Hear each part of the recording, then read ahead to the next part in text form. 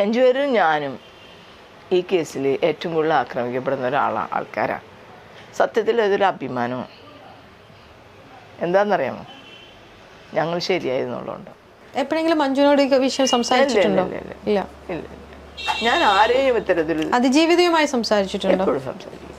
അത് നമ്മുടെ കക്ഷിയല്ലേ. എനിക്കെൻ്റെ മോളെ പോലെയാണ് സത്യം പറഞ്ഞാൽ. അല്ലെങ്കിൽ ചേച്ചി എന്നല്ലാണ്ട് അവരാരെന്നെ വിളിച്ചിട്ടില്ല. മേഡൊന്നും പോലും വിളിച്ചിട്ടില്ല. മനസ്സിലായ? ആ ചേച്ചി എന്നുള്ള വിളി കേൾക്കുമ്പോൾ തന്നെ താങ്കളുടെ പൂർണ്ണ വിശ്വാസം ഉണ്ടല്ലേ അതിജീവിതയ്ക്ക്? എനിക്ക് ഈ അഡ്വക്കേറ്റ് അല്ലെങ്കിൽ എൻ്റെ വഴികളിൽ എന്തൊക്കെയോ എനിക്ക് നേടിത്തരാൻ ടിബി എനിക്ക് കഴിയുമെന്ന് അതിജീവിതം വിശ്വസിക്കുന്നുണ്ടോ? അത് അവരുടെ വിശ്വാസമാണ്. അതിനെക്കുറിച്ച് എനിക്ക് പറയേണ്ട. നമ്മൾക്ക് കക്ഷികളാണ്. ഈവൻ ഞാനും ഒരാളും തമ്മിൽ ഭയങ്കരമായ സ്നേഹബന്ധം ഉണ്ടെങ്കിൽ പോലും ലോയും മറ്റു കാര്യങ്ങളും വേറെയാണ്. മനസ്സിലായ? ഈ കേസിൽ ഞാൻ അവർക്ക് വേണ്ടി ചെയ്ത കേസ് ഞാൻ ജയിച്ച കേസാണ്. ഈ കേസിൻ്റെ പരിപൂർണ റെസ്പോൺസിബിലിറ്റി പ്രോസിക്യൂഷനാണ്. പക്ഷെ പ്രോസിക്യൂഷൻ നന്നായി ചെയ്തു എന്നുള്ള അഭിപ്രായം എനിക്കുള്ളത്.